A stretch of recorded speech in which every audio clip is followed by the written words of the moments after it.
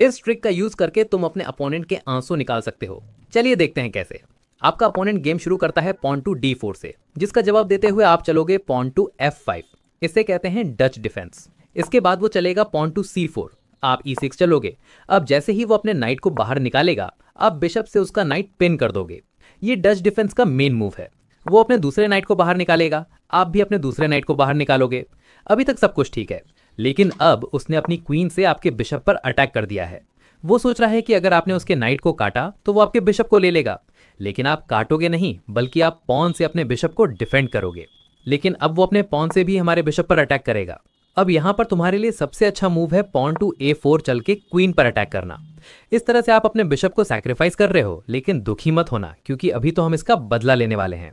100% chances हैं कि वो तुम्हारे बिशप को काटेगा, और यहीं से हम अपना ट्रैप शुरू करेंगे, क्योंकि यहाँ उसकी क्वीन पूरी तरह से ट्रैप हो चुकी है। पहले आप उसकी क्वीन पर नाइट से अटैक करोगे। उसकी क्वीन के पास सिर्फ 2 स्क्वायर्स हैं जाने के लिए। अब वो चाहे किसी भी स्क्वायर पर जाए, आपको कोई फर्क नहीं पड़ता, क्योंकि उसकी क्वीन ट्रैप है। जैसे ही उसकी क्वीन यहाँ पर आएगी, हम अपने पॉन से उस पर अटैक करेंगे।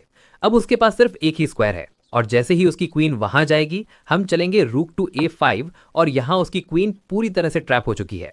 उसके पास कोई भी चारा नहीं है, उसको हमारा रुक काटना ही होगा। और फिर आप नाइट से क्वीन को काटोगे, और इस तरह से आपको उसकी पूरी क्वीन मिल जाएगी। फिर आप उसके बिशप और रुक को फॉर्क भी कर सकते हो, और अब आपके अपोनेंट को रोना आ जाएगा और आपका बदला पूरा हो जाएगा। ऐसे ही और अमेजिंग ट्रैप्स के लिए सब्सक्राइब कर लो।